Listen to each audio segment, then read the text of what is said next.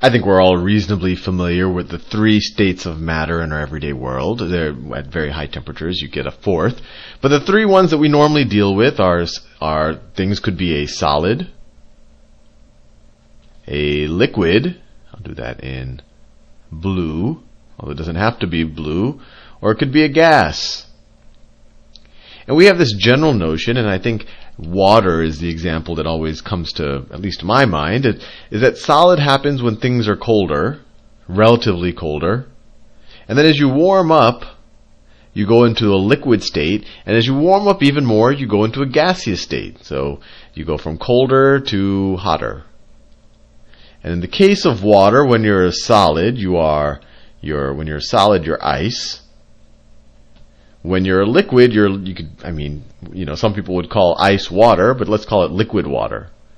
Liquid water, I think we know what that is. Liquid water. And then when it's in the gas state, you are vapor or steam. Vapor or steam.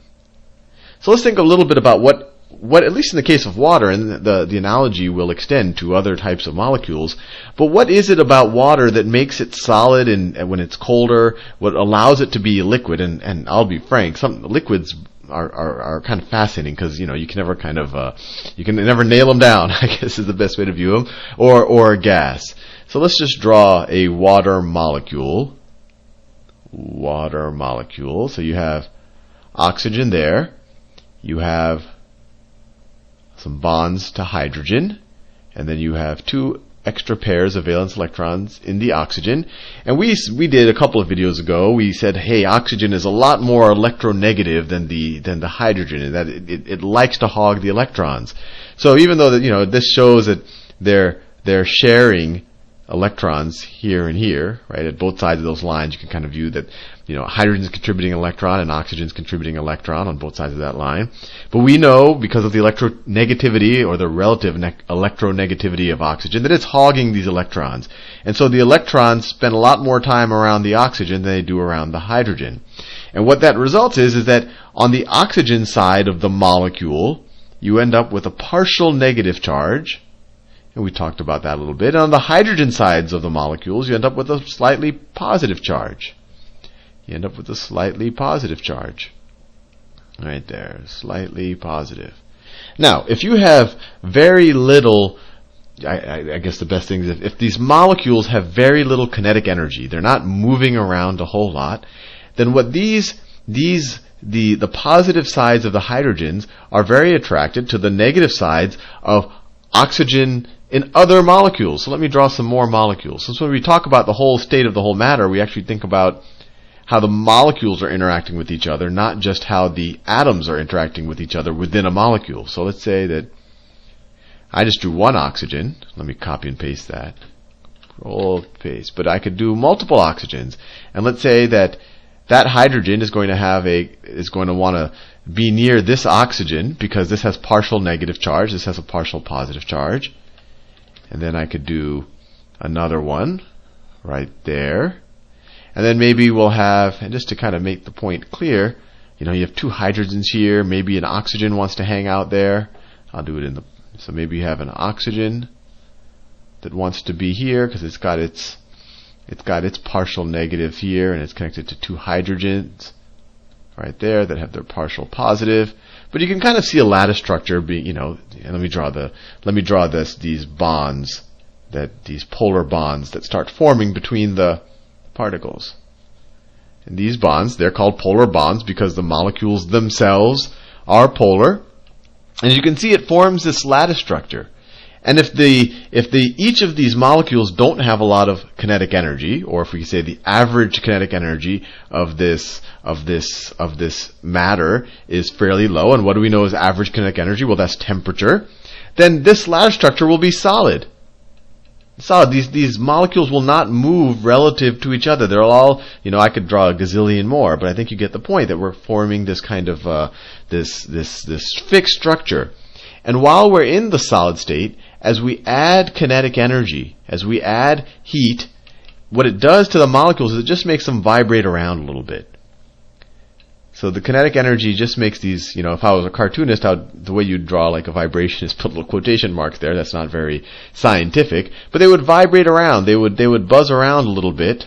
I'm drawing arrows to show that they're vibrating. It doesn't have to be just left, right. It could be up, down. But as you add more and more heat in a solid, these molecules are going to keep their structure. So they're not going to move around relative to each other. But they will convert that heat, and heat is just a form of energy, into kinetic energy, which is expressed in these as the vibration of these molecules. Now, if you make these molecules start to vibrate enough, and if you put enough kinetic energy into these molecules, what do you think is going to happen? Well, this guy is vibrating pretty hard, and he's vibrating harder and harder as you add more and more heat. This guy is doing the same thing. At some point, these polar bonds that they have to each other are going to start not being strong enough to contain the vibrations, right? And once that happens, the molecules, let me draw a couple of more.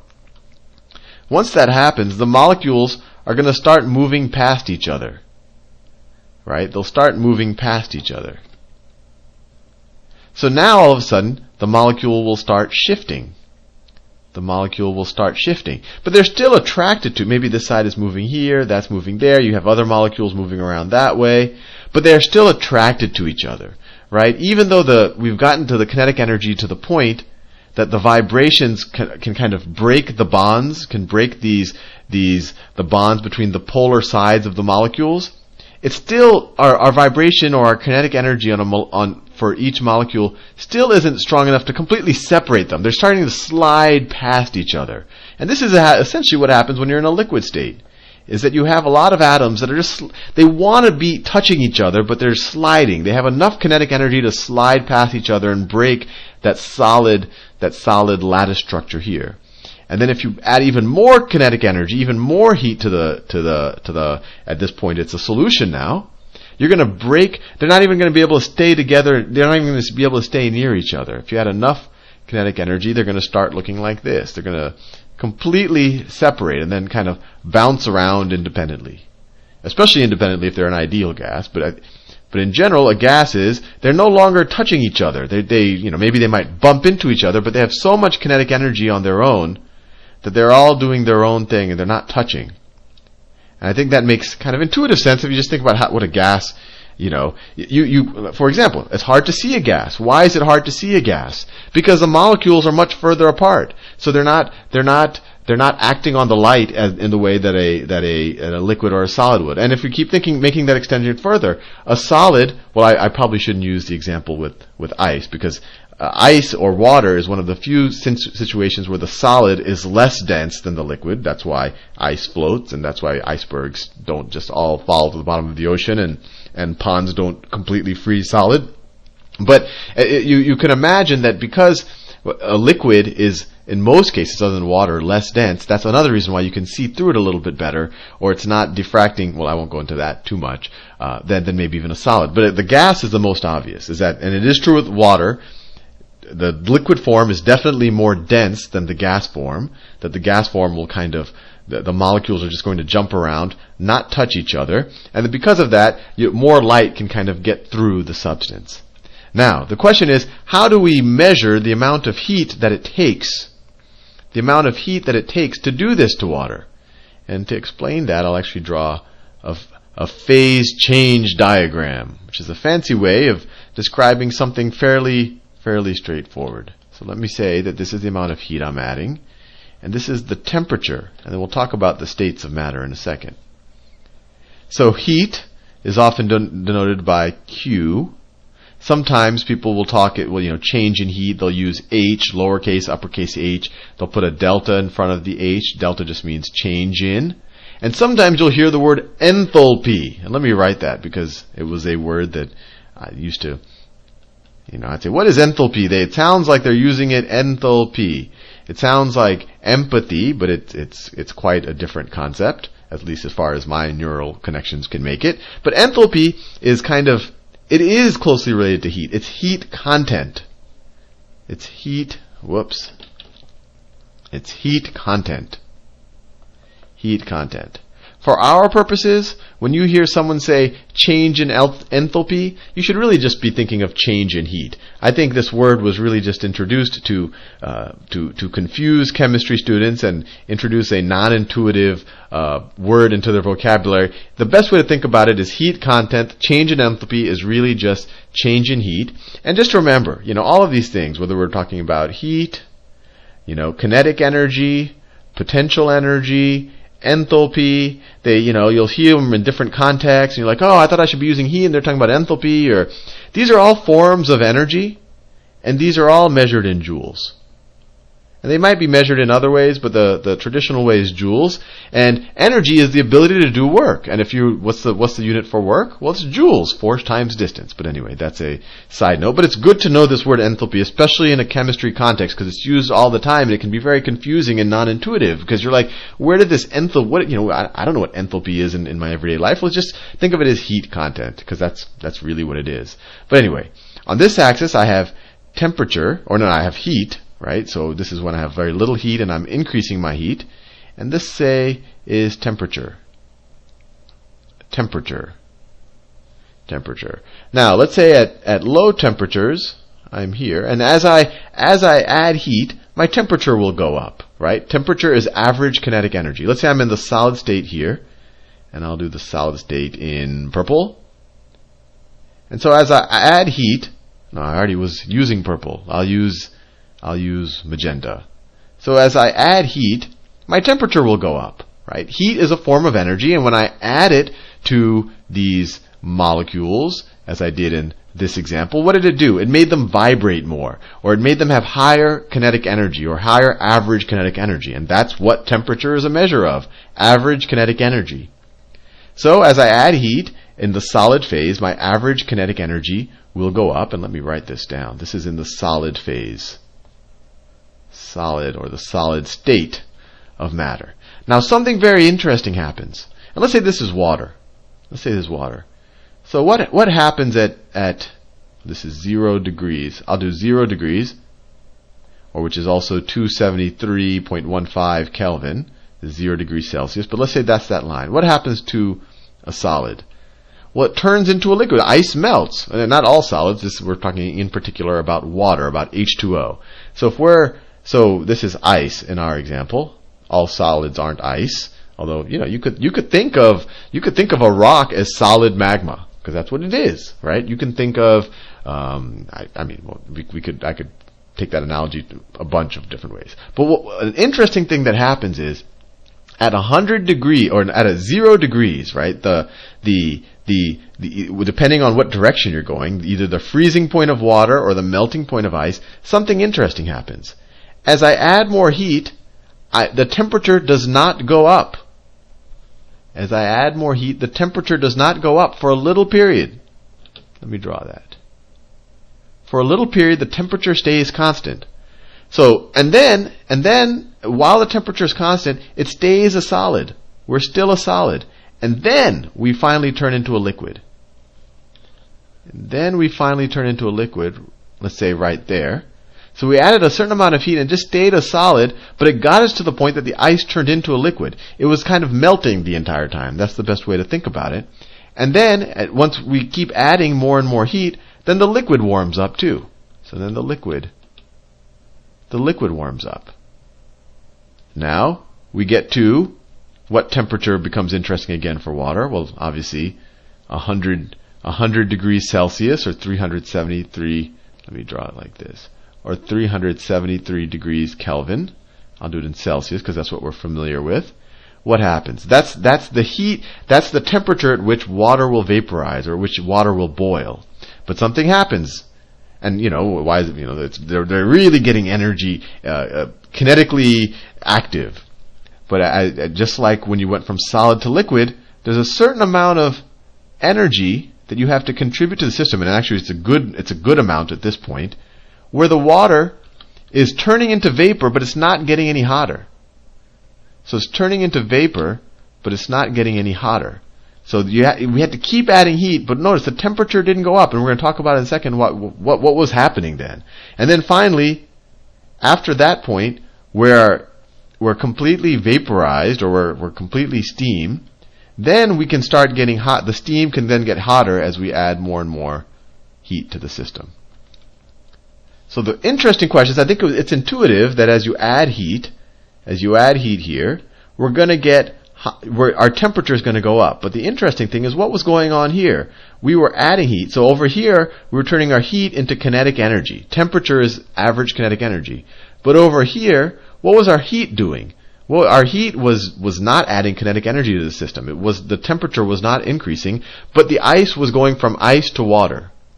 So what was happening at that state is that the kinetic energy, the heat, was being used to essentially break these bonds.